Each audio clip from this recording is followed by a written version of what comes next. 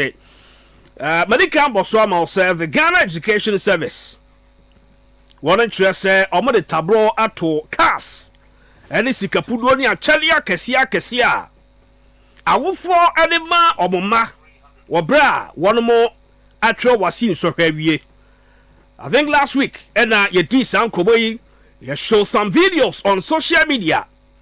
Na awofo bi eto kasa ne boye den e display sika utum se kwa ni mu pa abofra we SHS a enye tertiary o se wo gia modin bi e de akofil de se okwa akoye adwuma e de ahwe ne ho da bi eye SHS e na we U10 e na watwa afei na wo be tertiary ni social results enya maye enso enyema na yehu o campuses awodo bi no na emu ehu. And so, ye din komo ofia say ye hwe ni mu say Ghana Education Service ebetumi atu ho anamon na amedane o hawbi amfa meto awofo so e wo man yi mu. And Ghana Education Service say sa niema no won mabra wo ho kwan say wo ba wie school a obetumi celebrate no wo ho kwan say obetumi ato achede bia wo pe e dia ma no na mom enye school premises. And I was a sad, to me, ekoso. Now, Ninyamunso, the Ministry of Education, as an saying in discipline, ekoso in various schools, Sumuno, Omu Tuho, and Anamon 20 year. By end of July this year, there's going to be a national conference. Yeah, Ghana Education Service, any Ministry of Education, any stakeholders are Omu Mata. Ewo adisua mu nsensemu ene o man Ghana fo nyina e betwetwe nkomo na conference yi mu no omo be fa adwen na ya hwese eden pada e masa in discipline e koso dodo na ewo ye schools mu na ya pe ho pomasibre a e betumi aboa ama yakoye nim se oman. And so yes, started with this conversation this evening. Channel Suma said the phone lines will be activated. The phone lines will be activated. Now also when you Kenya Edward Vintre Abba. Mr. Boafo ha. Na bidim say ensemi no credit no ye no ye bajibi. Ye bajibi Mr. Boafo isan say start here. Ensemi no talk wa. Ye start here. And I say hun komodi ase e wo top radio so. Friday no. Ye call it on GES. Say enen na mo friend na school. Na de ye hu on social media no. Omuntu so anamon. Ene GES the tablo atoso or the ban ato sadi yeno eso. What do you say to this? All right, me niaje ye fans ni bi ye ho aba so say you started Friday and you started this campaign. Oh yes. And I started a central on social media trashing people were say when so free then Saturday now them say honorable Dr. Clementa Park has no his understanding of the GES regulations these are not allowed. Deputy Education Minister. It's no surprise around Saturday be 2-3 manner Education Ministry no this statement by say my ban it. Into I think say you never take credit. Then to follow through no and pay. Director General of Ghana Education Service Professor Davis at a press conference I retreated they say I didn't illegal. It's against GS regulation. You the kind of social a person in Kolahun school ni. Na headmaster be head teacher be headmaster be ma side na kosu be no. You will say between you ready. You meet you tin say because Dr. Park can say mama Charles almost share Charles all the power say they should do everything to ensure discipline in schools. Yeah. And then and the kind of anya pay school say Aquarius as near Kotoka near the best school one na. Do you be nice or see the kind of your man top pressure amount of force and I think say a confer and I think say we need to take credit say you still initiated this conversation. GS Asisudia. I listened to the Director General of Ghana Education Service, Professor Davis. Or say who headmaster went to me and making sure says Samra we be enforce it at school premises on best sound. Yeah. Ama obi a oye serious I take over. Make sure say Samra no betumi aye adwuma no I be take over. And Kedi once the na Friday ni say e betumi am obi kura so obi kwa bi anya ne bambo. Yes. Obi betumi awe and boyfriend bi so I can so the baby no the baby issue ho no mo. If the baby competition. Yes. And we do this way young kwala 18 years 17 years with the kind of pressure at home and I think say it's good say GS any Ministry of Education they have acted in the right way to stop this trend say me so cry na it had go out of hand. It I think say GS member Professor Davis ne Dr. Park and the boss honorable Haruna Dusu abaso say almost stepping almost stop at because kedi abana I think the way say e be ya another cry say why say work school free abana go free o free SHS na for ko talk am aba these people they can pay for SHS they can pay for it so how dem yemo muntia even raise that debate no e man to that debate about ya show free SHS abana show we are going to come about. That's why you just always cancel. It always it come to a point say KD free SHS we need to re-examine it again. Yes, I'm ready. Yes, I'm sure we be not be level say. So man penny kufo kan you. O man penny can for what akra kan ye. For your tan so kan ye. E penny for be break kan ye. Say omo de ko omo kwa adwen mu a. Awofo mbetumi atua no. Ye ma omo ntua ne identify omo a ohia buburu. Oba to identify mo. E ho so na ye challenge no. KD me dey say obi o call private school bi awon benefit from free SHS. Okay. Because wako Ghana International wako Afabita wako akutua iska kese na say papa ba ko ne ba graduate so mutua 18,000 a year ebitua in dollars you know make $18,000 a year okay. A year for this international schools no okay SH na we be ko free SH free say no it I think say me o ko private school out won ko nya free SH nko that should be the starting point. Yes. If you have another metric say be advance say if you fear leap room mu benefit leap abetumi benefit ubetumi enjoy but you go private school as a private school mu chene so see university dollars akese or private school me that was my argument say we go private school dey enjoy basic level na uwie ya it secondary level dem parents dem to talk a bit with jeto this jeto e man elantra it is such a person not benefit from free SHS I think it should reignite the debate say sure. Free SHS no, we need to find a ways of funding it here why bet you share because ori na po ho no ka so mate fund you be say fund no here about to enter fund ko maybe you want to fund ko say we betumi amount for contribute and come for contribute say there o man pani mahama ba wate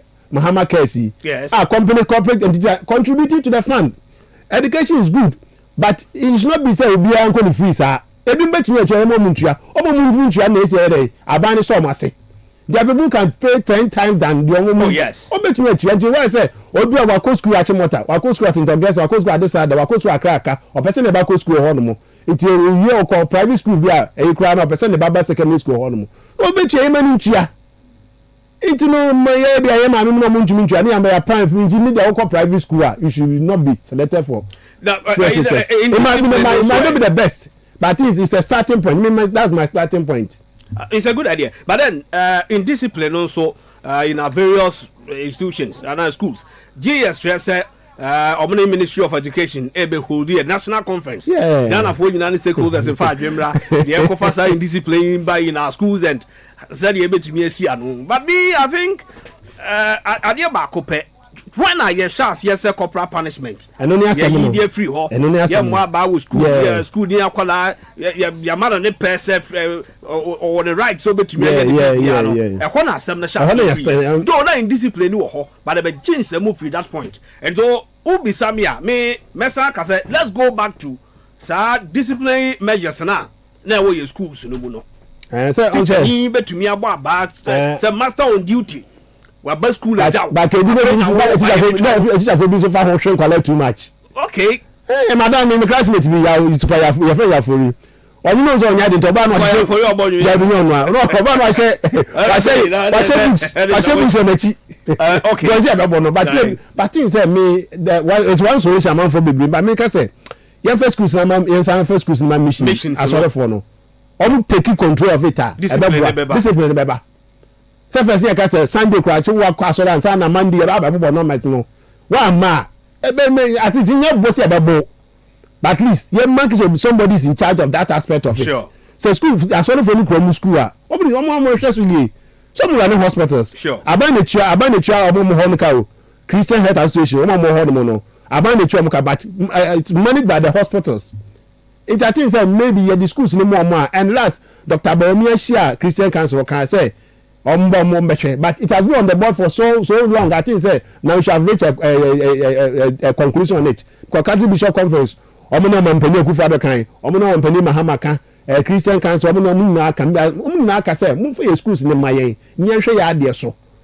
It's a partnership between the government and the state, the church and the state missions. And the missions. That is I say one solo, but young conference on say that Ghana the conference Ghana for the conference for a man from Gwa community at the committee no keka. But answer na memo sorry na me guest no Atenas here former member of parliament Dome Kwabenya. Honorable Sarah Adjua family news statement about say he's responding to treatment. I think so that's a good news. Responding to treatment. Obi a follow assembly bia this is the latest say we say Adjua Safo is stable and responding to treatment. But then Ministry of Interior. Yes. And so to an among I'm saying the Yama killers go between that also. Yes, so killer sex fire call Facebook also. Yeah, the Ministry of Interior economic can Emma at your point here. Way is from the Ministry of Interior and for immediate release to all media houses. Heading say suspension of Kantanka Security Services Limited private security organization's license. Yet can almost say the Ministry of Interior has with immediate effect suspended the private security organization's operating license for Kantanka Security Services Limited following reports of alleged usage of unprescribed uniform, possession and use of firearms and ammunition by personnel of the company in the course of providing private security service on Sunday 21st June 2026 at Kwabenya in Accra. The decision was taken after preliminary investigations indicated possible violations of the police service, that is Private Security Organizations Regulation 1992 LI 1571, which governs the operation of private security organizations in Ghana. The usage of unprescribed uniforms, unauthorized possession and use of firearms and ammunition, as well as security equipment by private security personnel, constitutes a serious breach with significant implications for public safety and security. Third, the users of fourth one nor say consequently, the ministry has directed the company to immediately cease all operations forthwith pending the conclusion of investigations into the matter. Fifth, all institutions are advised to refrain from conducting business with Kantanka Security Services Limited pending the conclusion of investigations and further directive from the ministry. 6. The ministry has further instructed the company to cooperate fully with the Ghana Police Service and to provide all necessary information to facilitate the thorough investigation. 7th, the public is assured that the suspension is an administrative measure intended to safeguard public safety and security while investigations are ongoing. Appropriate action will be taken upon completion of the investigations and in accordance with the laws and regulations governing private security operations in Ghana. Now, the general public is further entreated to report any unlawful activities involving private security organizations and their personnel to the nearest police station. Additionally, private security organizations are reminded of the public notice on uniform compliance issued on 5th February 2026 by the Ghana Police Service and are strictly reminded to adhere to it. Finally, the ministry reiterates its commitment to ensuring strict compliance with all regulatory requirements by private security organizations and will not hesitate to take a necessary action against any PSO found to be in a breach of the law, and is signed by Muntaka Mohammed Mubarak, Minister for the Interior. Enti assembly nyina se de si wo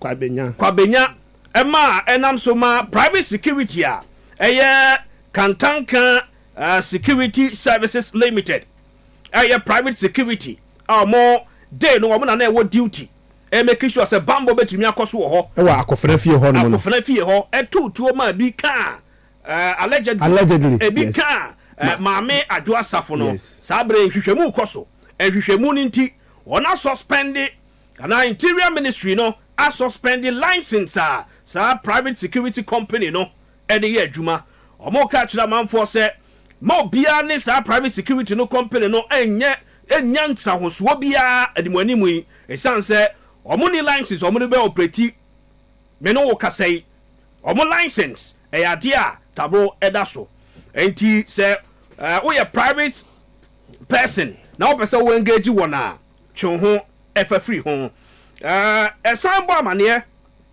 e kire se ye wo emra e wo kroma ye private security organizations regulations about 1992 LI 1571 govern operations of private security organizations enti yamma samra no nya dwuma pepepe se obi hye uniform bia o se oye private security company na enya prescribed uniform obetumi a report no edina ma the nearest police station afen so se ne dwumadie bi wokotutuo bi anase wodi nsamoni bi in name of oye private security company obetumi a report no to any nearby police station omo kire se hwehwemu mapa ekoso na ne yebesi wachire bia no ombebo Ghana for amane ewomu me no kasa adwo asafo is safe and stable. But KD, another point in say this statement filed by the ministry is different from the police investigations. Yes. Police investigations there, almost catch 6 data. Yes. Some of the guys almost didn't come. Matisse say I haven't on confidence say almost invite Akofana so here no. Omra no question into this ministry one is administrative one and there company adi omo here no say some no mu chuchu no. Amona ministry na act but police investigation to the who fired the shot in the man ya two children and also ran at the same time. It's two separate things now. Abusuano so Penny Joseph Abusia at the state of Abasa their course no aware of it. Also much from free. So the purported instrument of Akofna as the successor to the Papa no Abusia for some aware of it. There is another strand of teen and some the former member of parliament and said the private security company and also conductee I watched some part of the video of which it was alleged said Adwasafo pe kwan rap premises on the car hit you know and you know omonso allegedly responded say ya omonso e wo ho no protect lives e wo nko no ka che police for the amount to tutu na say when na tutu because send the brain say ni pakesi say free man na fe na chiri send the brain no intikadiam say ya sempase ministry so almost are responsible the nice man and then say see the boss ekosra adwa wo ye boa hospital be no da no and of the MPs in the college Makoko was among the first okosra no the other almost okosra inti I think say so ya ba mini former minister say minister of state in charge of procurement and some MP you know or a big woman because people even take me so much running me to Dr. Baumia. It is possible. But you answer na mekono. Answer na nanka Papa J birthday. Sure. Nanka 79 birthday. Okay. But then when you hold me NDC for the office no. Atono. Good. Omo di njatu ntimi the video man na omo ye bas omo ye ceremony nice ah. Omo aja. Omo da my bastard omo di fire kon ye former the bas ni okay okay and this headquarters no my ye na kama enti na no mo unveiling I don't know unveiling enti na mo di na many na ho no mo is na to me na me come here the ceremony ni okay enti head office no enti atiefo obo betumi akọ Facebook akọ hwe Papa J 9 top radio enti na nka na ye ne 79th birthday enti the National Democratic Congress NDC celebrating no yes and omo national office no headquarters na to no and omo de infoni ne bust and the esi wo kama what's the balance and papa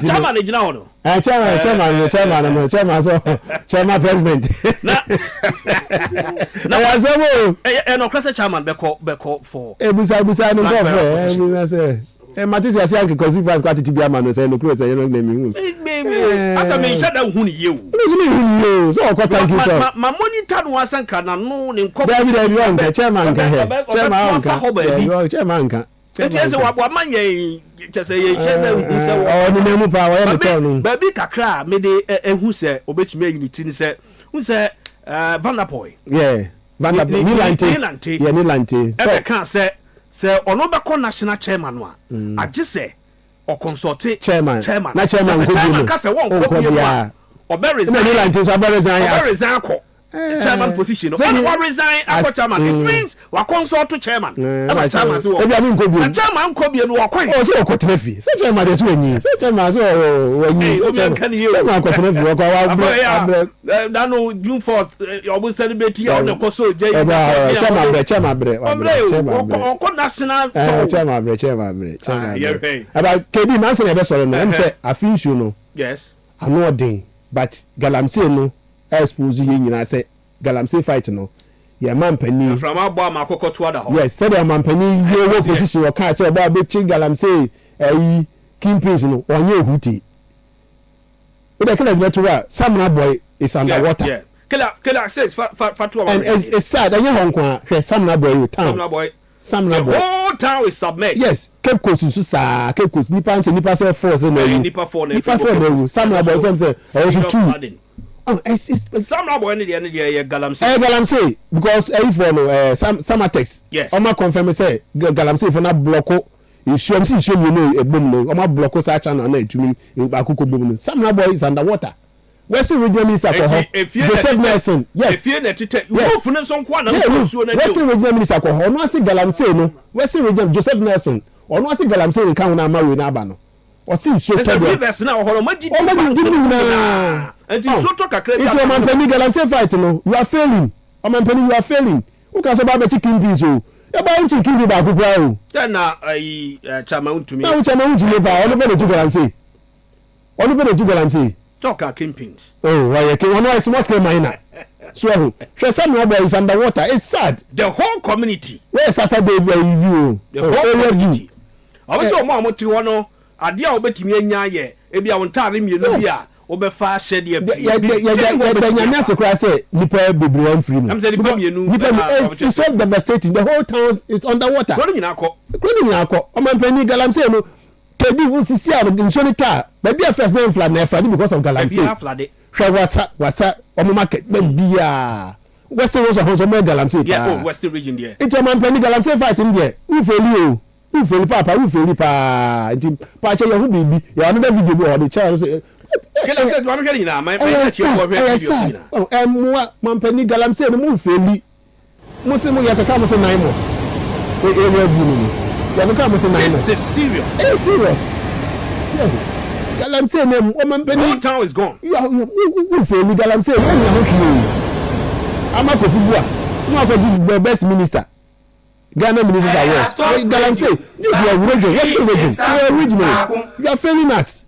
And it keep on exposing you people for not doing the work. What you promise for person, you are not doing. Jamuka and one yet. Keep me down watching. No. As I went in a man, Penny, I'll go for a good father also. Why you should name you? One man, Penny, and said on Nabucco and Japan can. Big political heads are involved in Galamsey, both NDs and MPP. Kanashiba ka say MP from Bama ha never mind this for no e man pani wu chia serious o ka say wu say inside uncrofo ti wo ba from say uncrofo bebre ba wo position so ba chicken be no ache no apart from China wu timi ano small say ne site am for the galamsey wu chi obi a and look at the whole Samna boy it's underwater and the baby affairs in so tar a home flood a whole na flood man pani we dey wu feli etu ma Samna boy is underwater it's serious. Serious. Very, very serious. KD, me there, you know. But that's it. I chance something special you England for. Yeah, better England for. Hey. I said, anything can happen. Anything can happen. Senegal, then Senegal bomb me German boy. Maybe I say and cannot correct. Me share ball pa England. Any team a crowd on the players are Gina Park and so ball now me they compare. Young Crawford head to head, player to player. Reading. Not Kevin ni Spain babo okay say me name some by 5 and you no correct Spain be tria for Kevin so look at yesterday Uruguay ni Kevin again 1-1 2-2 rather yes 2-2 wow we press Kevin Uruguay for Valverde money wan ọmọ ntumi yẹn nsọ ntumi sẹ ẹ ma fọ confidence ayẹ ẹni da so ọba sẹ ẹni da so ọba ìdàbọ̀ ọ̀hún náà wọ́n ti sẹ́yìn baako kasuwa wutu senya papa ifiri hɔ na ɛba ɔba mi bisa no dabi na mi bisa o ɛwɔ ti sẹ́yìn kasuwa nsɛm na ɔbɛ bisa chairman ọfọ sọjà rẹ ọ chairman wɔ yẹsẹ maa ne to fire ma no paa o ɛwia bi ne na kasa maa ne to fire ma no paa o chairman si bibi nti ɔyɛ din kakra saa yɛ kɔ soɔ no maa ne sɛ ɔmɛ pa kyɛw yɛ kɔ soɔ no with time na ɔkura bi wɔ hɔ ɛbɛ pie n'okura bɛ yi ahyɛ aseɛ pie kakra maa ne sisan ma aboa sɛ asɛm no sɛ nana mu wɔ hɔ asɛm no sɛ aberanteɛ bi kɔtena musa video no ɛkɔdi nkɔmmɔ sɛ ɔno na yɛ spokesperson ɛde ma the member of parliament na MP a ɔte so sɛsia yi no deɛ nti a ɔne chairman ɛnka ne sɛ ansa na ɔboba bɛto aba anaasɛ ɔboba bɛyi ne sɛ parliamentary candidate no chairman ne no kɔ apam sɛ media party ne mia de kura me enti no sɛ wopɛ sɛ wobɛyɛ MP a ɛnyɛ gye tum sɛ wobɛyɛ MP wie a bɛware wo enti mede last page na bɛgu so ɛno nti na according to aberanteɛ ɛno nti na chairman de ne last nyina gu so ne ne kɔba ma ɔtumi ɛbɛyɛ candidate bɛyɛ MP ɔbɛyɛ weyɛ yɛ a chairman sɛ ɔnware na wɔsɛ ɔwɔ kunu dada enti wɔntumi nware no ɛna chairman so ɔba abɔnten sɛ saa na moka deɛ a na mopɛ sɛ mode gu mi m'anim ase deɛ a ɛnɛ na meka ma moate aseɛ sɛ ɛna maa ne kuru pin ɛna maa no so ɔmo kɔ apae ɔmo hwiri yɛ maa ne bu afu papa ɔmo sɛ ɔmbɛkɔ naked o saa ɛna mɛ kɔkɔ ba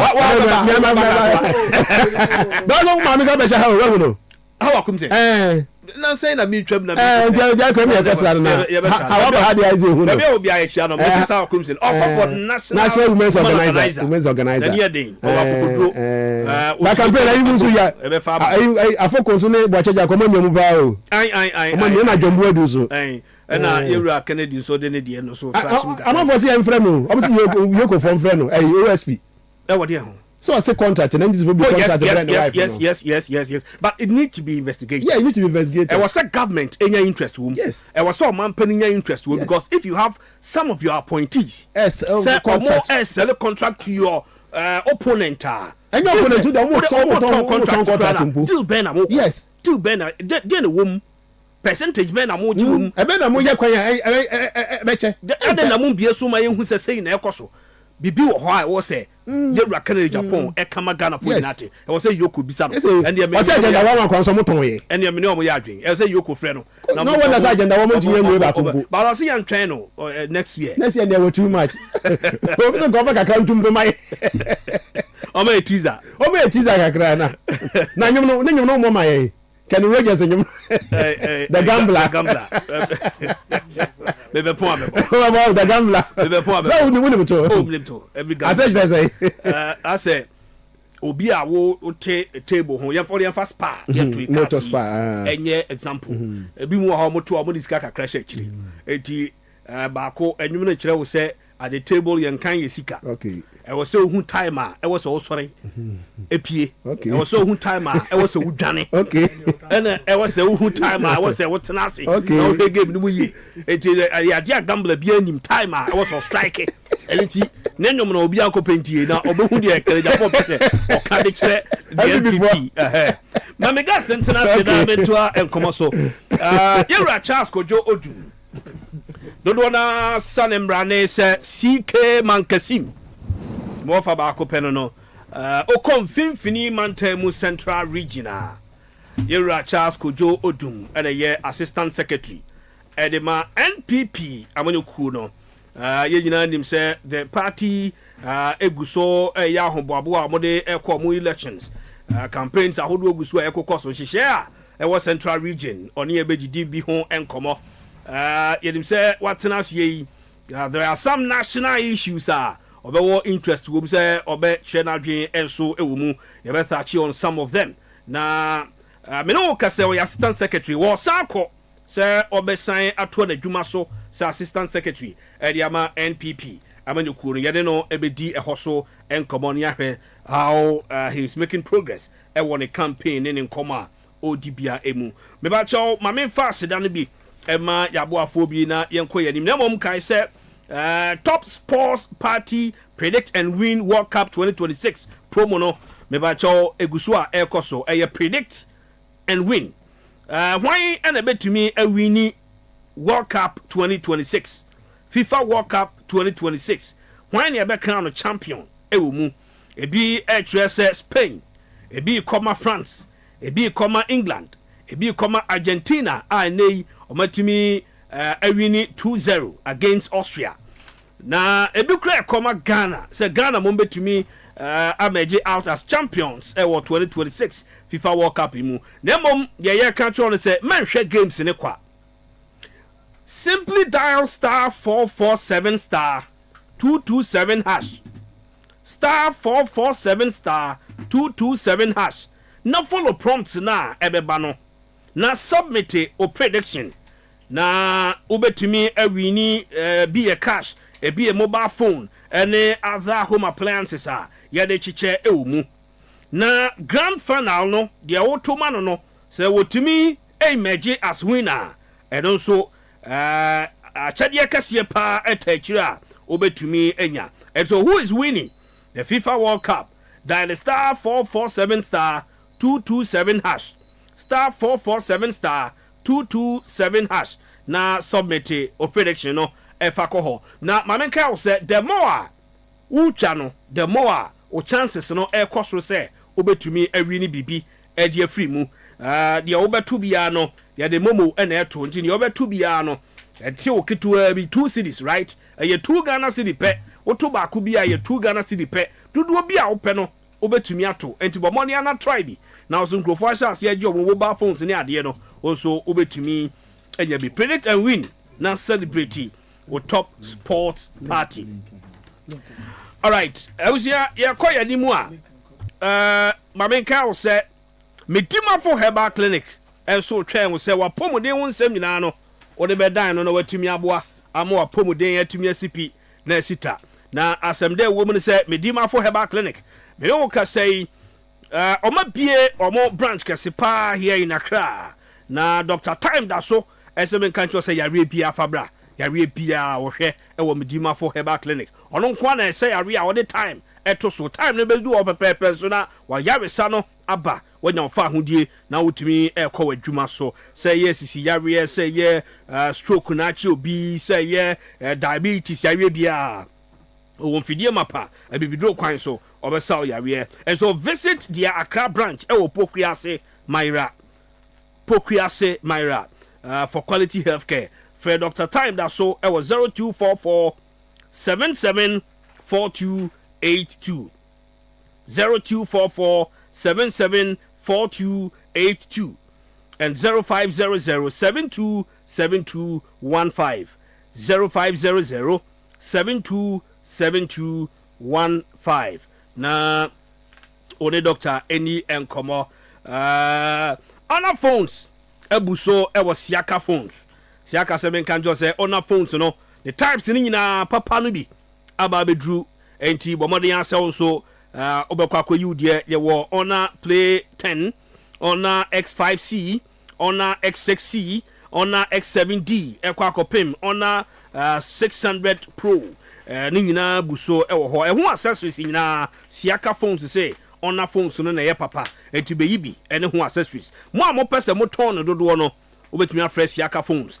baby a wo bia be ma on saka bi no watumi aton ope ba ko bi enu bi na use ne wife and family no a and so fresh Siaka phones a ne border from kra won sa ebetumi akabi all the 16 regions Siaka phones to say Honor phones no ebi wo honti baby a wo bia no just pick these numbers na fresh Siaka phones 0240 591661 0240 591661 and 0242 487572 0242 487572 abusia me custody obi mame koma me guest enwumre akwaba ewra CK Mankasim Charles Kojo Odum ewra me mawajo edeba top radio so enwumre una mejo so abasike empombo ko de yanko pogu su hire ye da twede ampanse oba kaswa ekwemu boko ye kwan die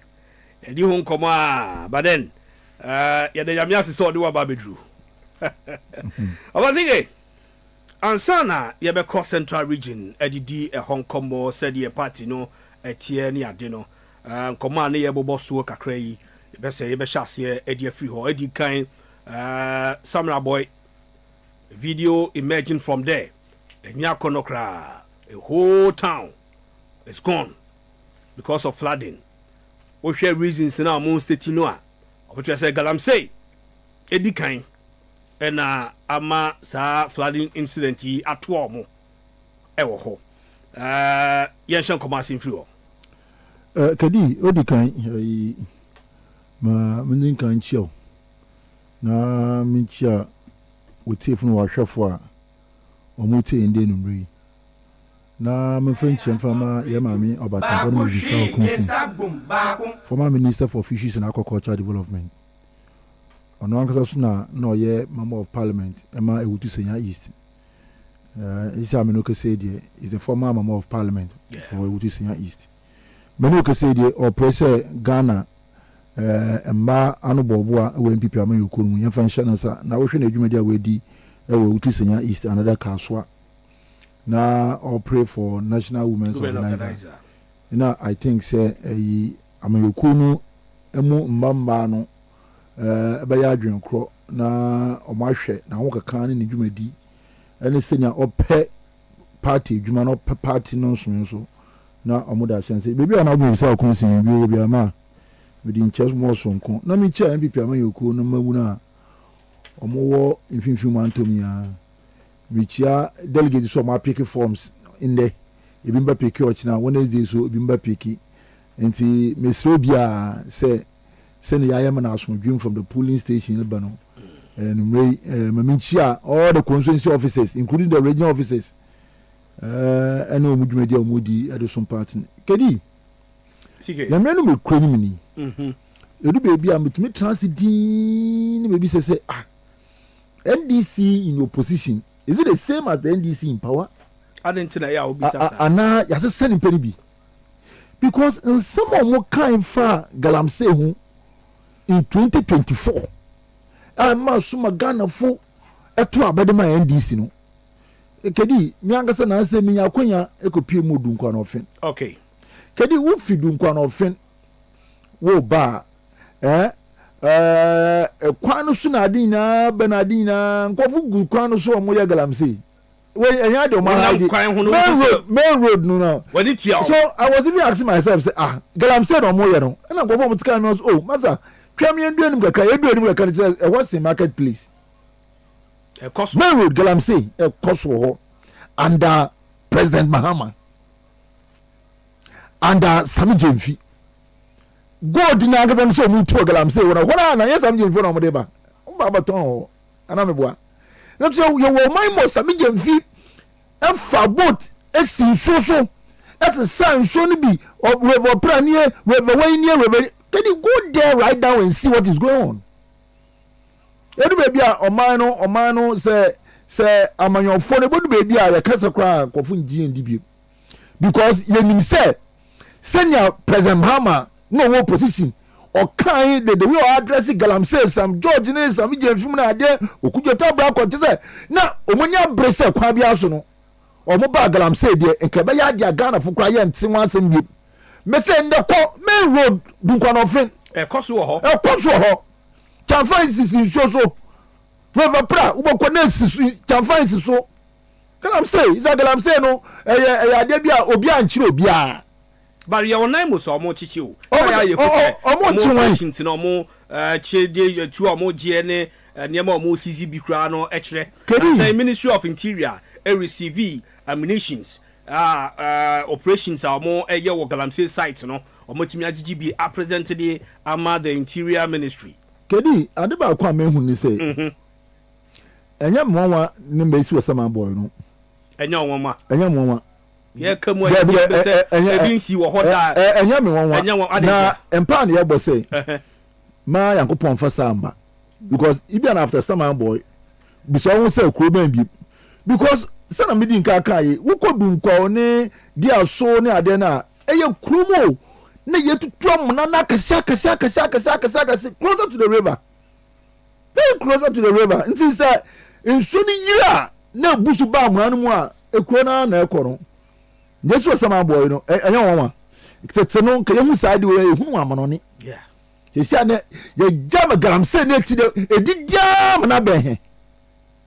And nobody is saying anything because political parties NDC yeah, but it's accusations with Homa NDC power from 2025 ya accuse omo executives in bebre anamebwa ya accuse executive bebre so omo ya galam say no so yente ho popo bia Sam na boy nsemi omo se emblem chairman ntumi fi say ehon na na concession e wa galam say for. Can you imagine this? You see, blame game now. Blame game. And Galamsey no, and MPP no more kasi yeke blame chema wuntumi no. Now, and this no power. And Kwafuru to Galamsey with the same concession now almost chema wuntumi eyi edwuma home no. What is this? As somebody agree diagro. Omanga say NDC ansanga ba blame from 2025 about me that time. Galamsey no, etu atesia mesisia ni etu control. Into Maja, Galamsey for no problem, so many no pay. Mr. Sammy KKD, so what time? Go to be one of them. Me than a minute maker because me yet more central region is sometimes me cooperate in east, operate in west. Mr. What bad Galamsey this ano yoni be. Yoni be much bush. Now I can say more bush inti you can't see. Roadside no mu you see them with chamfine or machines I don't di adwuma at top radio but the man able to see am yes boom back get then this year no be recently Pentecost chairman e pass comment ke bi for Galamsey say omo kura no dey supo no mpo omo nya su fo boasu we wonya clean water bio yes and hwe the way omo attack no omo dey ahoma so do kon person omo sen no because I can't Galamsey asem. Kedi, debia osayi can say me say. Very soon, yes, very soon the Ghanaians will see the true colors of the umbrella.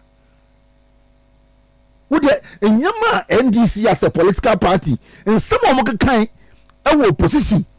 Edi ya tu there omo ya ma Ghana fu hunde ebe MPP aban che say oyo wudi yikura. A bit say LGBTQ, a bit say Galamsey, a bit say just in your pray. Since I'm no kasi. Say Galamsey means some more can MSC of mine in a day. Kedi, name my whole crampo, and this flooding, Greater Accra, some part of Cape Coast, some part of Ashanti region. Ashanti region. Kedi, what about look, his assistant now done for the former president.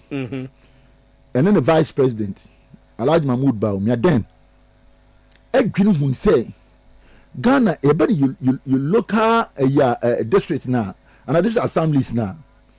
We need to give them some machines.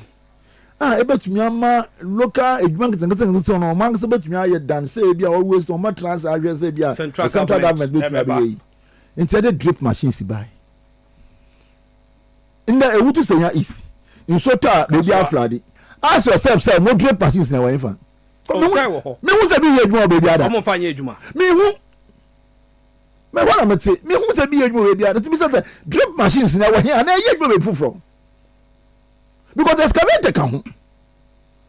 Yan got a study, and yan can say, drip machines, you know, district way, villages too much into Yamani. If district way doesn't have any village in Yamani. District piano every buying drift machine and see where from this you know the gutters in the chokintina and so now flood you know and where are the drift machines were here fan because drift machine you were excavator room you were backhoe room you were a tipper room you a whole lot however the government is confused now and this are buying sabi why are you confused. Adipati ya oye ene sisi ano amasisi ano mano inso to ba ko be mi be pa kedi say ti amu just sort of hotel now you can't go back to Kaswa because traffic from Malam Junction all the way to Kaswa ti ebisa bɔhyɛ beebi a na ɔmo hyɛ wɔ opposition saa bɔhyɛ ne nyinaa n'akyi no bɛpem nnɛ ndc aba still ɔkɔ 2 years Ghana fo nsia de ɔmo ani so am totototototo wo kaka sisi a na they use 2 things fuel abofom dollar wa down fuel abofom nso inflation no so gyina ye inflation so gyina ye fuel so abofom inflation gyina ye dollar so wofom no so nyama no bukwa na ekosoro anya concept hesa be no kese nka first kunu fi ka so anka bia wo be sekra omoju 17 cedis when the fuel price na wo 14 cedis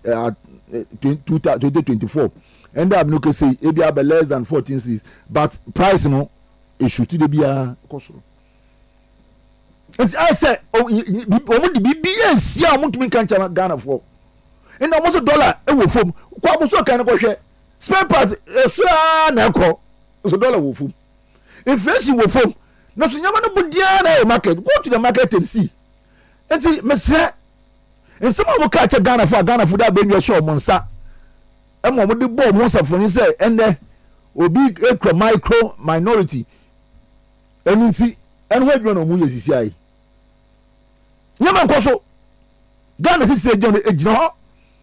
All right. Was it me say you jump from flooding no. Now you some of the things the NDC promise are and they say are they delivering to the satisfaction of the Ghanaian. Now one of them oral. They promise they will recover every loot war abinda denum at the ama Ghana for. And me know say most of the cases and a yadia what they are kokota or mujidi hunkomo. Kano for yata de omugu so hwese ko betimi aba na nka questions bi wo hoise omu bisa no a omatimi ebisa no ba me no ka say kwabena dubu ahen is in court no so ye twene dare untumi on the crowd wa plea bargain e wo Exim Bank ensensem ho ya galamse de no so de omugu so hwese judgment kra no enche ometumi e de aba. You think oral has been fair and it's really working to the satisfaction of Ghanaian and ora no more promising any its implementation no say na uhuno kedi me nua pani okujo tabra kwa say Europe baby another America baby and by some resign that adentia because sa ora did da omo ye wo hono kedi wa wo ye man show in fact after MPP are buying Lucy 2024 elections no na ade ana Ghana fu hwe nim kase pa ne say en some of my can say almost sa nimpa gugu man say um kra ye biem ebi mu kra um communicators bi kra tell radio so say ye be biem sa um kra say de kofu kwekugu say see ana 1.5 years ni ye ko 2 years ana mabampo buntu minjeli ora no mo te no mo show who books can see kama president say o mo wi o mo fundings ni na no anoma bampo but because some of the cases ni bi o mo court nti yana asema wo court me pesa me tu ntam American term aka ke yes because of contempt but the point is that me I believe in say obia oye Ghana ni na ya man position so on fon some na man no bobo man no kro no emre to me nedi unjina obi asa o defend you say genuinely no wafa misuse or minus yes financial laws to the state how to say clearly adewe senka wutumi manage ma minus sika ekogun ko fubotum na esi eja no I will support that but senior NDC food tumrika aya propaganda out of this all I say we're full of propaganda. Already full of propaganda. No, I was here for CCI. I was here for. Sikani bi boom. Almost scan over 20 billion Ghana cedis. I remember 20 billion Ghana cedis. Yeah. They were to recover 20 million, I think, dollars. Yeah. $20 million. $20 million. Now, Kedi, so $20 million. It's more than $20 million. Maybe. What I say? So mo kan sa keke. Na omo ma propaganda ku je to bra kwa nka first kuna yeti o man mi. O man pede ku fa do nya mo tu ni nan pepepe. na the cost of Ronaldo na control na adni na Samuel Kujo tabla kwa Robert radio so na wa cheche the route the cost of the flight the cost of fuel the cost obakani na and am no say Oral was supposed to recover approximately $21.19 billion. Mewa over $20 million. $21 billion. Over $20 million. Almost just almost Java Ghana for. Now what that can say you kwa IMF yesika yakaji loan ya hin $3 billion. Yes. Na say yes $20 billion ekedi nkofo nsem. Nti say ora so okaji aba. Kedi minumi eni yeni njia. Yen wo baji because you call IMF deposit for $3 billion. Now conditionality say go ho ansana ya ye. Na say ora bi aba. Na say you skebi an so say ekedi nkofo botom aba na dan. You see sometimes ekedi double standards no doso. On my way double standards doso because momo buy na ngasa cases now are banded at the court efo no monko fo no bi wo no you decided not to continue the case. Okay, where when you bre say nkofo bokro no a wo do mafam da kwan so mo man ne saka sika back no wo buy no nkofo ye so say omaye nyema ba kwa na mienu bi ma oma no iron I affected in ye do waka gina asem dibia no wo se some cases wo di achi bi sir 8 years na mo so mo di akire a mo ntumi am prosecute so you continue mo nya conviction you continue they thought and I said oh hwe ne say e bi a case any merit edunti ye drop it ye ewo merit a ye betumi a recover the Ghana for kedi cases bi hom na dia etumi gina court be 10 years anamebwa yes and san in saka verdict anambwa and this a wo ba na so case be di 5 years na case na be a financial loss to the state now so say say nkofo no omo ye wo party fronti enti undi case na chi bim dia and kedi why you chasing people for money a cases about drop any bia cocoa bot cases charge dropped against former CEO Dr. Stephen Opuni and Ora Seidu Agongo and no one drop ya to forcing and so the omo drop a Sagleme housing project and was dropped next baby it's a Sagleme Unibank case and in democracy hub the akeka ho bebre baby it's a Sagleme case Ghana your mine sika over $200 million and akeye project when you go to the place as an NDC fair bem 2016 and a home no kra no a mo project no mo ye no house project no mo ye no kedi drainage system kra man factor minim so bom factor in later on ya minim electricity bibi en home no so sika na wo mo charge $200 million no na ye twa but still an project ye wie and so people say as an engineer work on site akwa catch me say project ya me ba be cost state in $200 million na $200 million no ye trace kan ni amount na sira project we ya enti nyama o mai enyo wanwa enti wo disase mo ko court na so bi ejina echi say ono no party aba be mu enti sase mo ndi echi be ma today you are chasing who for what is not the same money so who chase obi na for money sika na wo ba abotu na wo so ndi echi be mu sini iska because me ni so obi ebia wa ka fa bibi keke ene ya de kejina court financial loss be say di per court and wo bana so say case mu ndi echi be because of impokuni o party ya enti wo ba abem say wo de wo ba tata the party in opposition yeah wo de sa tro man me yi enti masre NDC aban promise o de Ghana for to aba e de mo no kedi promising de o mo ndi so sisi ane de tactics omo de bana so ho ma na o hwa na se case bi na ada na issue bi na ade pese e fo aba na diversion tactics na what radio so we kan asama na wo Facebook kura na etimi ya be for recently omo peke one of MPP boys si wa gran so edu say why billboard bi di doom so is back EDC so do baby no na national security omo chese omo ko no creative mienu fully armed you know omo ko so do so mkafa nipa because of we post bibia Mahama picture that so our say doom so is back what I say enti me ya kan say the days are no man ekokodru no no kure bi o bia no and is from me hu no kure e o mu me hu because kedi ɛna ɔkɔ kaso marketer sɛna mane ti ne nsuo paa kyɛ sɛ yɛnta deɛ sika ni man mu ɔman no ma stand still wokɔ yɛntɔ ɛna wokɔ farmers ankatete no wa wonkɔ fo mu gu broafo ne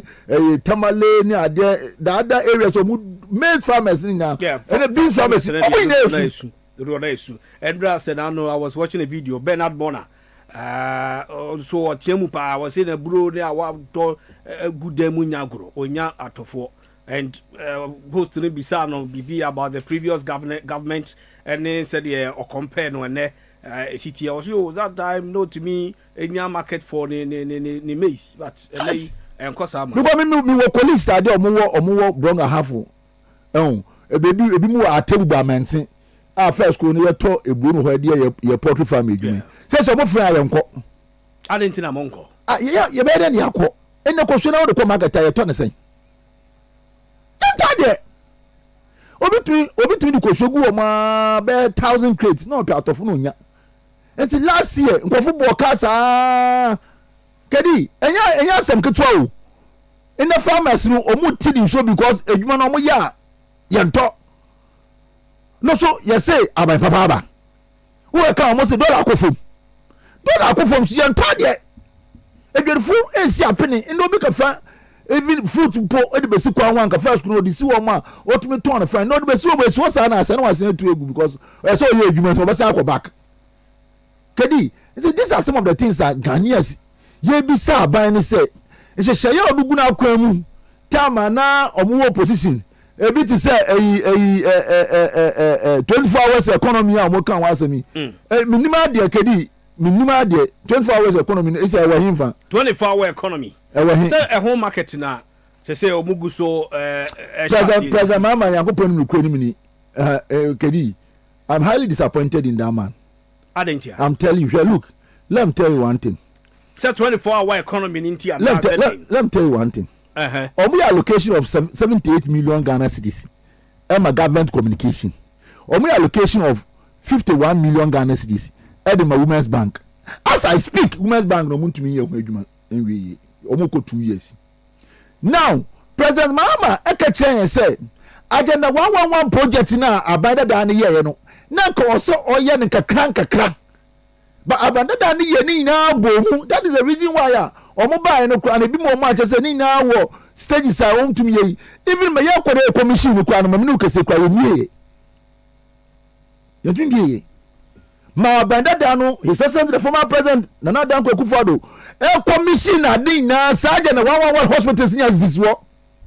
Central region omo ma ye 8. Sister make say since 2024 you feel be we has this well 8 in the number we nyina oh na we ebi o ma na obe 80% ebi o ma obe 85 ebi o ma o 60 ebi o ma o 4 ka so de class at time you feel be na obe 35 to 40% oni na has this well o mo kasa ho what I say no so President Mama was complaining bitterly say agenda 111 hospital when him say abanda da no so man pay dedicated funds bia no a ebi as aban kra se sam we ka se ya pa hu sika to ho enti mo ba hu sika ni mo fanto aso enti you left in hanging was aban we so pe kwan ya obefa so obenya sika e dia to aso keri internal generated fund would the project aban for san ba e so generate e do continue anayesa sure anayesa the problem is asma from President Mahama eka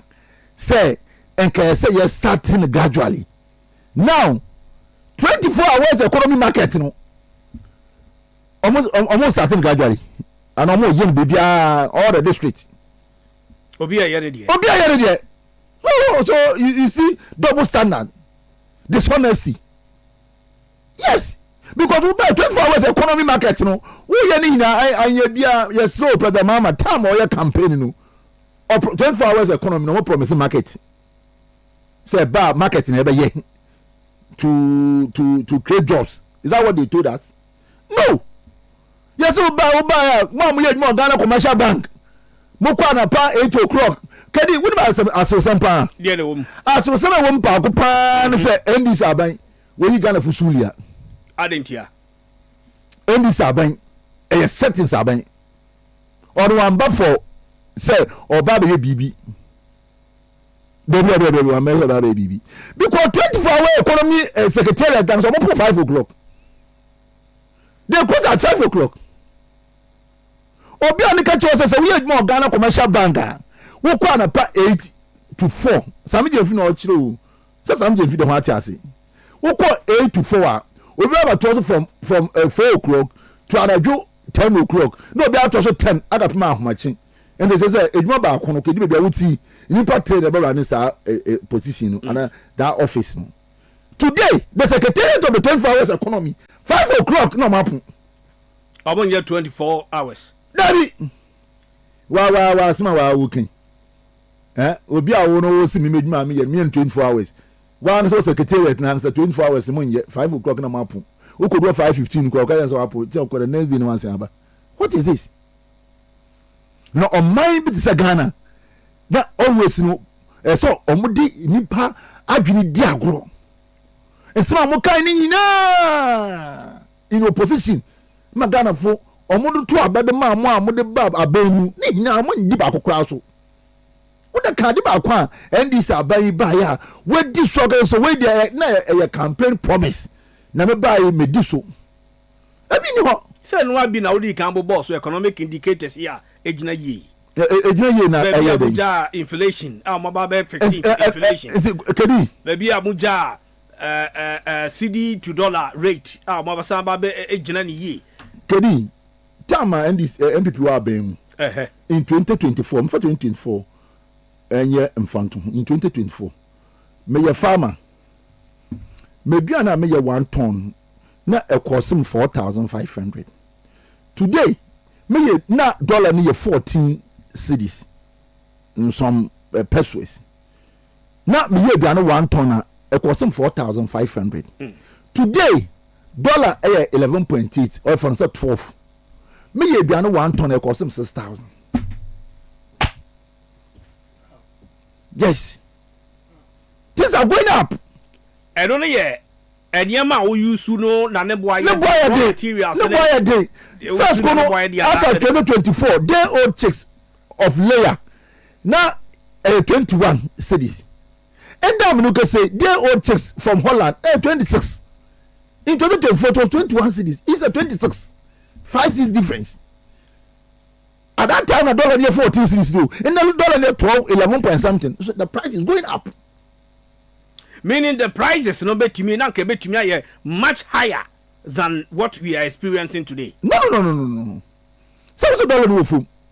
And what's the dollar from? So if the dollar is down, say nyama no so kwa down. Ekofom. When nyama no kwa down, go to Abuso kan. Go to Abuso kan right now. In 2024 na dollar no 14 point something no. Hyundai Santa Fe engine na 25,000 Ghana cedis. Hyundai Santa Fe ni engine na 25,000 Ghana cedis. Today dollar is 11.8. Hyundai Santa Fe engine 35,000 Ghana cedis. Settings are better to say. Settings are better. What about setting Ghana? 20 minutes past 8 p.m. Abusia higher top radio 103.1.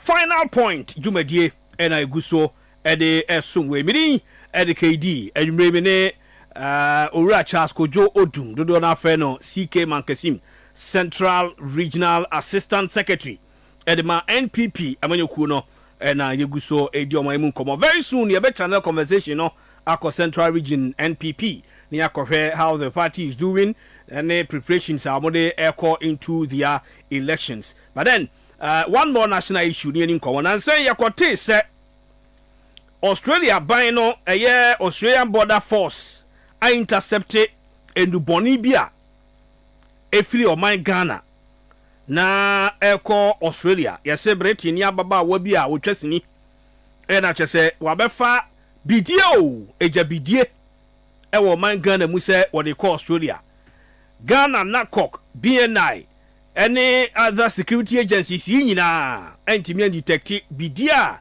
enduboni ewom enduboni a ne wo esom $300 million street price etimi akwakodu Australia ansana Australia Border Force no etimi detect ewo ho me no kasai NACOC ɛsɛ ɔmo ɛhyɛseɛ ayɛ mu hwehwɛmu ahwɛ sɛ Ghanafoɔ bi mu ɛnsa ɛwɔ mu a na ɔmo atu anamɔ a ɛwɔ sɛ ɔmo tu ɛde afa ho Mr. Sige wote nsɛm yi yɛte wo sɛn waso ɛte wo sɛn me mmom deɛ merɛ hɔ yi because Ghana din ɛyɛ home on mine ɛna ɛkɔ abɔnten ɛyɛ home on mine no na sometimes sisi ano wo kasa na yɛse wahwe ano kasa yi ɛna ade bɛkye na ɛde wonam BNI but ɔno so ɛntumi stop yɛn sɛ yɛbɛ criticize aban no yɛbɛkɔ so atenten aban no bibi ɔnam a ɛnyɛ kwan pa ɛda top radio without any use hwii miɛnsa gum baako ɛyɛ awerɛho ɔyɛ nimguase ɛyɛ fɛreɛ sɛ a place like your port airport no obi security service ɔmo wɔ airport buburija yes me yɛtumi de cocaine afa hɔ ɔmo saa kopi ama no ne why kedi obi ko post adeɛ ɛwɔ Facebook o post adeɛ wɔ Facebook within a day na national security picking no a day what permit see me post adeɛ wɔ Facebook ana Instagram onru fie ne afaw me du fie ne afam trotro na mafo no kra no me du fie no ma chance trotro eyi no otim but ya trust din ya hwehan na baby a honorable ntimfo dwo obi ankopon hira no no ohun yama na ya me yi kira no oka amanyosem nti kedi ade ba kwa ye ne say nyama bi se na ade koso wo man mu na ko wi amanone a yanka ndi sasem o ɔman no din ne yɛbɔ nipa no de fifa yɛkasa ɔde fie NDC headquarters ɔde ba ɔde fi Ghana and Ghana yɛ minnu mienu yɛ dia so we always play politics with the bia besi ɔman mi bia kadi pop ade bi kura akwakyɛw na kadi mese meka ɛwɔ fidie so sa NDC abentu ana mo na ade wɔ yi betumi affect ɔman no they will play politics with it. Yes, and I'm in Guassier. Abayo so no. And the officer will person chem say on in the man any machines to airport. We have a lot of machines at airport. I was an KTM detective who's born no so ya hwan. Wey o mo de kikiki but Sam. Enko ba bia. O mo de kikiki but Sam. Won to answer me bi na say there is a flight no team for you know on mo ko bu ala no ma chi na de Sam what was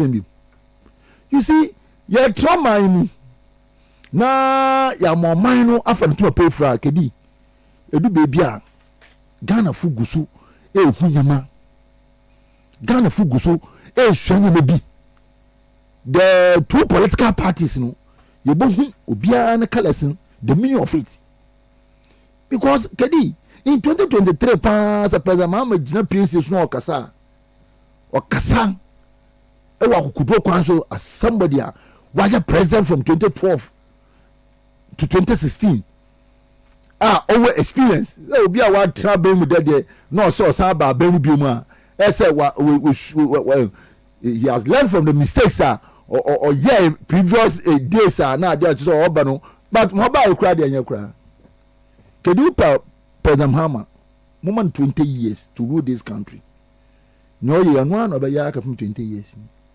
there will not be any development, there will not be any improvement. But Sir Ghana Harmono say obi ya dia na say woka na politics is some na mbemu a eyiye but nyomo ya no so nye dey na obi tumi say akoke na ebe kosi $300 million nya koke ketwa na woka okedi or the fair porter incident detected there's no they want to tell us there's no machine no chapidie kedi na egu yem kura mpo detect na egu yem stomach ni mu kura your machine say tumi detect say akoye olukwe kedi akoye okwe cocaine egu ni yem Okay, this. And so with this issue, no, Obazige, then I will expect it from government agencies and security institutions, you know, how they should react to this issue. Kedi, this is not the first time. Cocaine and some Ghana. Is it the first time? Yeah, Tatibi. We are wati. Abefu free. Na ye hu dede. Ye be hu dede. Actually 2 weeks. Slam. Ponto hwe. Enkofo na omo nam so a bia omo ya ahwahan ese nkomu use omo the system and say etumi use ma yetumi de check say ade say am say ni say problem de say na wo ho na ade no won te hwe.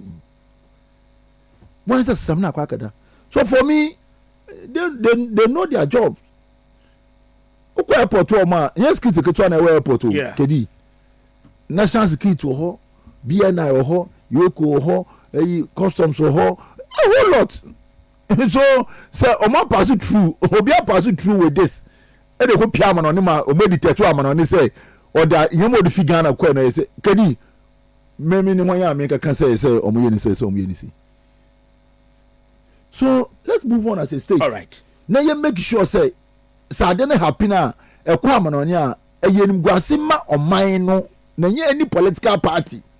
Enti ya ka bi so muntie. Ona buntim for jo start last year. Hwe na omka woni fie. Hwe na omka woni fie. Nya bi na asansa be yenim guase kura na aka oman Ghana na. Enti kedi ko ke na asam ye di figa na we de ko amanono ne de kedi. What's a worker over cancer? My boy, you know, one.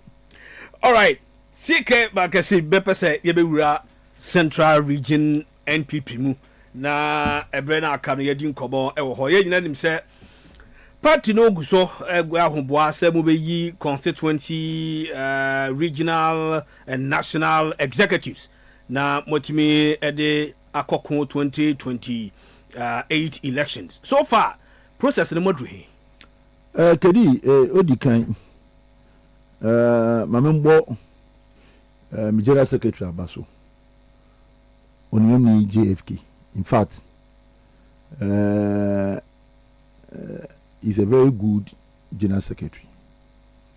We trying to try Odeguna Kwemu from the polling station at the electoral areas. You see, I'm looking at your constituency. You started from the presidential. Okay. Then you back down to the polling station. Your polling station, come on. You see, I'm looking at your electoral area. And then you be nomination for the constituency. Who person who contested position be our constituency be between na Justin Frimpong Kudua me bona baso ewo edwuma pa anosom pa wasom party enka party in opposition enka ebia na nka nyama na hyehyɛ ne ade kura na nka bo se but bibia de no kwemu kedi bibia de no kwemu. Okay. In fact on executives o ma ye edwuma pa enti ye polling station ye electoral area in ye be nomination we be 24th you will close nomination for the constituency level. Okay. Then after that maybe on the 10th to 11th 12th na ya to constituency no so free ho na che about the region. If you region on Augusta then you call September. If it's September no September year national elections. Enti kedi bibia de na kwemu ewo yan election process na ye name no kapum say wa unim yaka the leader of the party now Alhaji Mahmoud Bawumia Mr. Digita nti yema na bebre home na so yakwa the Digita wa angasa isa wutu wote udemu kura na wotumi toll forms so online what I say now we are the receipt no wait make a show receipt not just say wait me it be bia de no kwemu you know MPP as a political party say yeah dia chese hen na ye betumi ebiebie nyema no suma nko afoforo etumi esu hen enzekedi nyema gugu na kwemu so wankasa wa unim no Nyankopon ne pa say regional party abrewa eyipuma ewo kwemu a as a regional assistant secretary she's an assistant no or my deputy secretary. Okay. And see I will still remain as an deputy secretary for the party and see I'll pick a form to contest again as a deputy secretary. Now, okay. Ejuma Mayama MPP, I'm from the constituency level as a polling station chairman. Mababaye acting communication officer, substantive communication officer for 2 terms. Is constituency. Yes, Osha, on maybe so 3 terms are Obey Member of Parliament in the campaign. I'm the head of communication. And the sage mano and additional Central region. The board Mabaso in 2022 as regional assistant secretary. You know it. Makwakosum party no regional level pa. And Kofu Ezusun say Ejuma Mayama party no Menkoso and Twaso as a deputy secretary for the party. Enti ye guswa ye nhyehyɛ na ade no nti enchekedi ye bedi nkomo na ya kyerɛ ye niso ade huna ye ba san eda ba ka edwumadie no ho na 2028 because na ekɔ Ghana funa angasa 2 years nduru mpo o ma start su udu be bia na awehoa kan ende udu kaso a obi kwa bi sese ona bo bi sa akumsin man ntra crown say back to fie na o ma tra kaso because na omunim say omo ko akoton omo kala TV na nka black and white o ma manage ahwe but amfa mom adentia na sima ko so kaso nsam ketwa but enda men kan wasam bebri e wa ha na sima ko so kaso no the member of parliament and the constituency party kedi ebi etan ebi o ma wote ya reho ferry and I pay me be na one of our political platforms omo throw something big go ma miss as a citizen of Kaswa me MP pa and then the chairman battle such an issue because of omo followers ma ayen ngwase e wo Kaswa is a Kaswa no kwa no obi nyamanka ade chi anka 28 December 7 December 2028 na yanto abene UMP ni free ho isa na kwaso Kaswa no obi o man yima nkase nka nda me no kese o NDC pa o as I'm talking to you now the NDC as a political party now me MPP ni omo kura no mo from kase me nua ade dey time mo nka wasama na ye bre oh so yes o ma kasa to me from me se me nua be dey mo na mo kan nkofo mo nka bi me na ye bre because as a political party no ye hye ya e de betra ka so seat no so ada seat a ye gi fi na me bi say akum sinsem no ye fi say ye ba ba ye na ye ni yi kedi you can give na call your 30 years in Kaswa onye hute sasa mo me ka kire o aya na say so wi afri bi kakra me say ona wo ba bi say akum sin ba na o wezi ye no yes ene nsama na akoyo kaka afa no ho in 2024 ema maame no obeye unpopular to the voters and ono obeye MP no woman 30 years saba na ono be bisa akumsi wezi ne san kada 2 years ni na ne party ni mpo otumi control tisa udu kaso a enda ye no ko radio station ye no ko TV station NDC phone mo na nka se enka ye mom ya strike no mu defend no eno mo strike na he mo ya kokrom so mo nya abutre nzama ekoso ka so 10 kedi and so central region at large you lost a lot of seats. Central region became green for the NDC 2024 elections. I think 18 seats in NDC ejiye emamunya 4. Are you working on making sure say because there were some of the seats now the NDC testing poda ebiane Kaswa die but for the first time they won the Kaswa seat and several others. Kedi central region in 2024 elections a nationwide problem. So we share constituency bit say Kaswa how possible how to say your constituency how comes to be lose Kaswa and kedi some of the seats need be man NDC for the force Nigeria. Oh sir, yes, I'm telling you the truth. Now that one challenge. Look, 7 December that was on Saturday 7 December 2024 since I'm about to Kaswa at least more witness 2000 elections 2004 elections 2008 election, 2012 election, 2016 elections, 2020, 2024. Before we go 10 o'clock, no, now all the ballot papers in Yagua wanting. Oh, 10 p.m. 10 p.m. All the ballot papers. So even say you're calling for recounting, Punky, we don't have ballot papers to count. I'm telling you, and this is a fact. And at top radio, you can check from the police station. Collation as at 10 p.m. Now, because collation also costs what regional police headquarters. Yes. So how come NDC full soldiers? You see, now, Kedi, this time around in 2028 elections, Obia fan say inflation don't from the no, Kedi, we will not allow certain things. I happy 2024, so I happy 2028. No way. No way. Because nyame who work aswano. It happens in so many constituencies. Group of guys. But chogu police station ho. Bimu kita second. Bimu kita if an MPP man you can't go closer. Then they do their own things. Even Sam George was just putting pressure on his return officer to declare results. Sam George.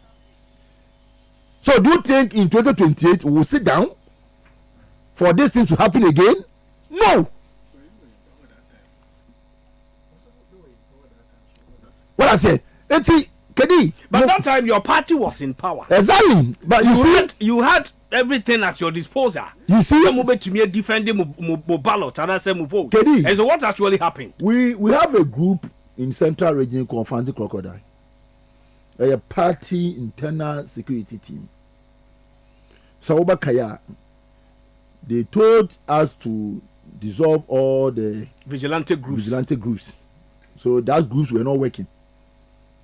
The Fanti Crocodile, the Invisible Force, whatever, nobody encouraged them to work at the DD. And then DC plan to do this.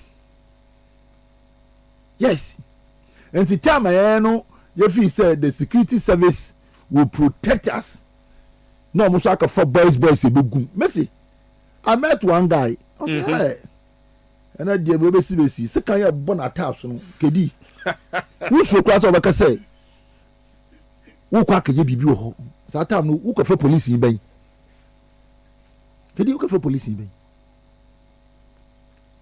You see? And Sanyaman I didn't never call Cosson, I didn't know. And all these guys, Omudia, there's a guy, no work as well. A day of election. Would it more be careful so? And those share me. Now with them. Saying, oh, yeah, you yet. I'm promising that maybe some of the man why yet, but some money, a woman 1,000. No, G to Mrs. I'll burn the Sanga Cancra. Say, Omu Creti, send this for the women's no Mucreting Yuma. To put some money 1,000, man bear 3 months we pay. Bear 7 months on money. So you said, we move. So, or find the way now a crown on any and baby. So, and you may happy in a bin. Apart from saying that party for Nangas will be a man, Sabi Etimina come be, and I may be by one and you be a your dear bin I didn't see, or would decide not to go and vote. A place like Kaswa, go check the difference between our Okumsi and Nakoyo in 2020 election and 2024 elections. You can see that there's no difference. But the NPP die-hard supporters, no man could no. I didn't know man Kotwaba. And I make us say internal ina dina ayimi wa kamera ya odi bina deni kan na about Kaswa. And so as regional constituency executives, what to me identify Sankrofono and your more in Komo, and what has been the response? Are they coming back or maybe omujina no mujina? And yes sir, omo yes I didn't say omo fi party mu. Some of them are now my regret to say Omoko to Abadima, woman go to Abadima and this new opportunity. I'm telling you the truth. A place like Kaswa, one, you started about to na pana by 10 o'clock, 11. Now call your posting on the Facebook wall. One of them maybe say, come see the pooling agent. Kedi, you know this. Yeah. No, ko posi on the Facebook wall. So na be say okum sile kun agent mienu. So a lot of people decided not to go even there to vote because me nkwala mienu. Oba kun na chiba. We have 18 years. That's what I'm going to Amaba. When I'm going to Aba. Number one, Ekubo two. Meanwhile, my catch because they were scared. Yeah, they were scared. They told me the daddy. So why am I fair and fair and police and go to Aba if you're back out? Yeah, because I just see to be out to. And who come market for the back out to say Kaswa as a constituency. A man of move to a market 20 majority of them. Eto aba Odukwankpe Anazongo Chief Palace some places no e when beautiful ba no to aba pa e when incidents no e happening once nkofo a omo ankasa omo de omo abusu manso nketekete nzede be police station and na koyo e gire wiase nya se hawokum se ayi ni sei a recently honorable Mutaka ever clear wokum si ni din say they even call her cry now say it will be ankasa. So these are some of the things that affect our wokum si work aswa. That is the truth. Now me no kasa si ai enyama bi da do mo promise na din na work aswa. Go to Kaswa right now and see. Me do omo cry na sometimes I feel bad. Me no kasa now call you as a member of parliament. Yetu mana mo station in the phone no 24 hours economy market no member of parliament na small kan ka sepan say from man no mugu omo no every day bia kala mbon of car 5 nipa 5 car bom. So that is the reason why you have to say man free ho do mo kwa Anyon City because cars e ku omo do kedi. This statement, it doesn't make sense. I've never heard her say something. Yes. Maintain. Yes. It doesn't make sense. Do you know that it doesn't make sense? Because Kaswa, as I speak, all the traffic light are Kaswa. Because traffic light, a movement and a movement of the cars and the human being. Yeah, says a red no shah, na cars nijina, nipa wakwan so chum. Yes. And it says, there is no movement. The cars in Nippon move at the same time. Obi. That is the truth. Now call your friend engineers about Kaswa to check the traffic light. Now what Kaswa in now? Kedi, you know so your assessment. Yes, or my assessment you know. When you scored by saying or say contractor say or your traffic light and your new traffic light too. He's going to repair the traffic light in Kaswa. Also contractor so budget 10 million Ghana cedis. 100 billion. And I'm sorry, General, so say, Madam, because I'm another one 2024. Some of the traffic lighting be on crown park. You can flare contractor but not buy your assessment say, yeah, but all the traffic lighting Kaswa. Nay, bear 4 or 5 B and so. Nti kafan say o ma yeni hina foforo because edumoma according to the former municipal chief executive edumoma no mo hu say baby ana honorable Anita nti o ma kasa cramp no mo disconnect no because no mo person police for the jam mo say be movement no e be quantum na traffic na ya from Accra dey kwa Kaswa no anye nti o mo kwa no mo disconnect nti it's easy to fix it o mo ka fair contractor mo buy say o my assessment don share the cost of it or the buy say 450,000 say my scandal doors dey into me here 450,000 sa time no dollar 14 cedis sa time no o mo say papa aban bon net so and that papa aba no member of parliament wa Kaswa or say traffic light no so more repair contractors so budget 10 million Ghana cedis now this o mo Kaswa me masra mo mpemfo say achie na muye everything that come akapim 28 the kwan wa na so yankopon ne pa ebaba e monko na monko to aba na momo hu say MPP no mo Kaswa enkoso because kedi ona baby say akum sin adwuma ye wo Kaswa me say You know it. Road construction I can end this about 8 years from 2012 to 2009 to 2016. Almost 20 kilometers Kaswa Township. MPP about 8 years or 81 kilometers Kaswa Township. Look at the difference. So that is the reason why I make say I go pon pe na bibia etonu kwemu a kedi ye be nyama ye gususu nyama central region and I can tell you for a fact the next time we be after 2028 I go pon pe na yetinkuma ye sitting be home ma ekita wrong hands sitting be ma ekedi ko fubi sema ssm ka sitting kuro mu say but because of it na come kakati we'll bring them back. I'm telling you. So that is the preparation. You go so your police station elections na dey ye bibia ye smooth. Bibia de no kwem.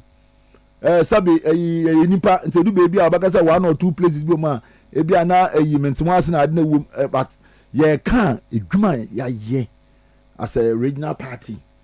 A national party boy chudom our central regional. We are ready so 2028. Okay. You sit na aye no you be say all right sige mame any etiefo ni nkomo kakra na mensan embra won chen biu 0303944864 0303944864 me ba cho Facebook also betimi de message na fa ho na yakenkan top radio or call Facebook na just search engine no so wa about top radio we are live on Facebook and you betimi Eddie afa honso na ya kenkama number obetumi afre sabre no 0303 944 864 0303 944 864. Hello, good evening. Beba Chodini baby okasa free the you. Yankwe. Ejuma dasi. Yo. Everything okasa no Juma ta obozuma enukwe azumo kan yenukwe yebele na ya gigi efiti ira because it no by mistake and this is what you are free and ye juma yi betum work ye juma then ka bumba ye betum ya dia ira every because abawe ba no nsemo ka kire ye ni odi bi eti wan ye o ka so be ye no wa anye ndi ya se le to ba se piano ye pam no manoko ye be je fogana le sa yo mani bye bye beda se 0303 944 864. Hello, good evening. Me ba to di baby okasa free. Yes, I'm doing kaso kwa binya. Yankwe. Yes, everything pattern. So ka se mo se kaso everything for ko to aba. How many went before? For book to aba mo no to everything you. We be dey everything ni kana o pa no to ba you hospital so to use you aba o ba mo ni ba boy. Oh yes, you know you know. The one time they told you, think I said before I got to bend you need that. You can decide to make someone now into my team. Then my mom cut out made I said before I got to and before members of me to do thing in Ghana. What the Kotokoni has, we need to be 8 million. Muslim need a one kind of way. And that too, I am saying things to a summer boy. No, so no, we say, at the end, it's going to be a game. You know, if more abandoned, you want to be a girl so on only. I mean, you can't tell them to do it for. Now, not so mobile, you know. So it's number not NDC. So the other parties in the moon form. Yes, and you have programs out. Yeah, for Mohopa, you may invite you, but don't worry. You may invite you, for Mohopa. Hello, good evening. Good evening. Maybe I told you your Casafi. The friend is Josie, Mr. Safi. I will be as American Johnson. Maybe I show you too. Papa, wait, you are Ghana, near our Ghana. I talk was so a gun and Top media, radio casio, I have no, sorry, no funny party, Robert in our now, Kobana ye di no wa dwenkyere wo mu na ese wo ka What can be a wooden in your just go straight to the point or can weigh me in your drain. But direct insult with that personal attack yet, me pacho minji. Sada me juma. Hello, good evening. Good evening. Me pacho dini baby or kasa free. But I need to call me. Kwame yet you. Indeed. I know someone say me. Anka politics jumedisi ni mfrewo soda. Nanso Asia efa nkoko wo manwe mu. Kama bodi ndiye janamse sono tesiara no so mo hine no study. So no so Asia panedia obabua ma mo ti janamse na no. Anko ni be na study na emipi na efiri. Otu kuro ye tu janamse ya de sikuro e issue. Okay, the Otten Klein, Otte Cantonment to the no one. I bring you forward. If you are in the minimum sorrow waka, no more society now, and follow this in the heavy step. Okay. Kasua, we need the final. Contract a normal money on boy.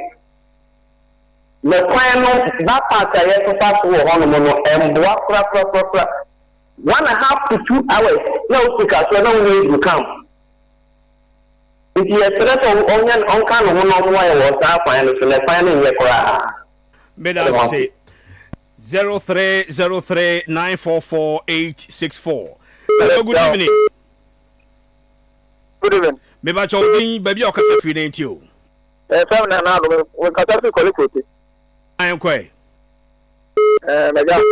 O problem ya say. Almost delegate na tuaba. Almost yan tuaba. MPP to yan tuaba. Delegate na tuaba. Yeah, and when way in sorry I'm matching. Eddie bench go sunlight ma mean penny for that to tuaba no. Omu yi ma if you say we say nsisi no mu sisi see about lo ka say yan so no kra yan so. Papa mi no me yi say delegate no mu che ni mama mo. Delegate no mu che ni mama. Delegate no mu yesen. Okay. Yefa offer for. Hello, good evening. Oronyo for KD, what telinga? Eton kapa o kwasi boatini. Oh! Mr. Papa, let me say think FM. In a former station. One hotel on the Bekata, one carry. Besides, I'm a KD a giant or on the Bekata. And then, Yadum, on your what you want to but what shall be head yet? Amen. And the end of it, 24 economic and I'm on the phone for Yagro. If I tell me planning now, take the honor, you, a brinky, greater woman organizer, now we are going to watch a national chamber, or me on one. Papa, and now I try a cook house on the KD. A queen say, it will take you 5 hours, 4 hours. What you know, because what to be a dance here. While I'm joining in to two, that's what joining in to two. I tell her what grade yanka. No more penny that I go for the attempt to be, attempt to be, young fine a pine. But I just, I get the time of begin the Google of the side to get them say, okay, can you bet you? Okay, and the end is the phone in your movie. I'm not your money, I go on the wall. I'll pretty, I go for to see you with that boy. I'm going to the mama's home,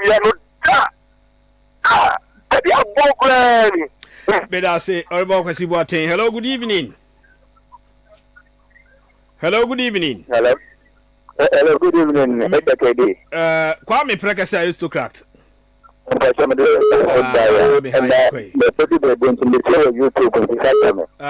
YouTube live. All right. We see it anyway. Maybe anyway. I take a rank again. Make sure anyway. And then but I'm concerned with but another time. Maybe I can say. Maybe I take a man because I know what we marketing. But that's marketing of way. MPP or more selection of council not based on Obina Kosho Moody. So because of what they did in Kaswa, we are more fashions and a room. Mexican man can see more anyway, honorable is on the side. I know how commission also on the side, and we are about that more on the side a division na mo ko position and on the one or you know no be doing now or even the reorganization ka so kwa no or mo ntumi reorganizing because of our fashion side and the economy NDC ya be ebobo man ono bo akun so dey for facing ka so until the 1.5 year NDC ready ono bo akun so we maybe 2 years we dey ka so the man na one time we dey be o tumi take na ABCD let's say the NDC we have we that 1.5 year near be near ntumi yan ono bo to tumi be ya sik bi na waka but then the back there ya be nin tell Ghana fu nya nya no we ma awe so remember but me for last caller na me for free for no see hello good evening good evening me ba cho di ne be o kasa free Terry amigo go mo yan no kedi Terry amigo mi tiaw na sika man kasi e jodo sika man kasi mo kan na me Terry amigo mi ye gan ni be fabia mi se ma me te HTS okay the work power kaso be UK abuchi wende sisi ya pressure that to mama bi there kaso kwa bon kwa I can mama ba onye year onye 2 years onye 3 years ona ye shana ko shikubi on time no there yes akofia everything question is true when what the papa no the what teacher no the what it is said there teacher no one am na oto aban MPP fusa wa mo antoa the whole Ghana MPP full teacher into ahem na ho man tuma wodi ncho bisalwa mama odan kasa no ebi said ko odan so baby the me tell you me go sika man team oyin sika kaswa na bi osi and this is about 32 years one two any na ho and this is something. That's it. My main friend Farisia na me wrap up on the show. Soldier carpet, me patch all kinds of carpet. Say open center carpet, open artificial grass carpet, open ribbed carpet, woolen carpet, obe yusu sorry kesiye pa betimi akova space e keka ho bia. Soldier carpet e wakantamantu bomodia na koho na koyudie opposite Ghana Commercial Bank.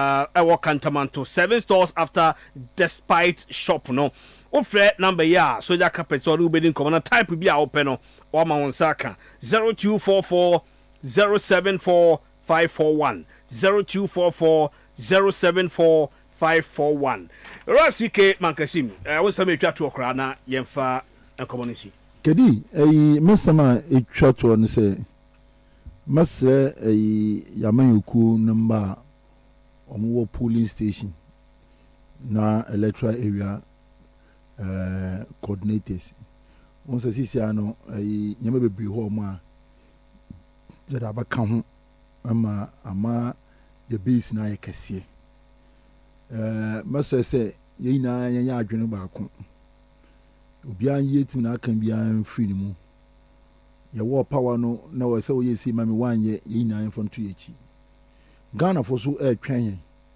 se MPP ba ben mu a yetumi di nyama gu na akwan mu ma man no enye ho mfaso ebi ti se free senior high school aye de ba ya ende aye kraba hwe ya na ban ba na me fi se bia oba ba ye no so special wo ba ka ya president mama ka se oba bedru mpo a teachers and headmasters na aboko dwum ekedi dwa akototo mpanchi akototo nwen akototo nantwi enna nkola bewe enda amino kesei omudidi anam nka ho kosua no mpo anka first komodo to so no kra no ayasam nyama bebre ho mo anda abatan esi apene mi anka me ba conference market owie just last week ya Friday ya kedi eki amabo enda yeji sei ochina yeji sei enda yeji sei and obatan bi otie bia so eya we say ende free senior high school no level na edru no ano ye din enu nti yesre ya start ye shenyama e wo fom no obia mfa na adwembra na onfa na adwemfua na kedi me to me sebo no master central regional executives a ye bebeyi samo somfo mu chief servant onuyemni Charles Kojodum message my name as deputy secretary na edwuma mo de share me sa ma ye ma so mani no mo san tom so 2028 e be de ye nya emrent of work experience na mo akukuduro na omwetumi abo party na chidom ema his excellency Alhaji Mahmood Ba omianu kunudie no aye kama enu nti mre no so a na abre watumi Egypt ma okwan mu a ma pick forms na ma to medwuma pa medi e wo central region no ma to so me dem ase yes so yeah that say you to safre na obaye abusia be da say wutie yen every non so brain bedroom pempens way you better production team dey na say led by the executive producer Nana Ajin Barima the senator Mr. Roger Tete Mr. T Edbo Yachidom Sansona the editor one Kwesi Boafo International ejinamu in production o dikro kwame ahen ejina menchempe ebo abechinchim nyamana yetumi dwumadie ebreo social media no so YouTube Facebook live TikTok baby ye killer sex ene de nante so ye be kro bibia nyankopon ya adomo a ye be san so ehia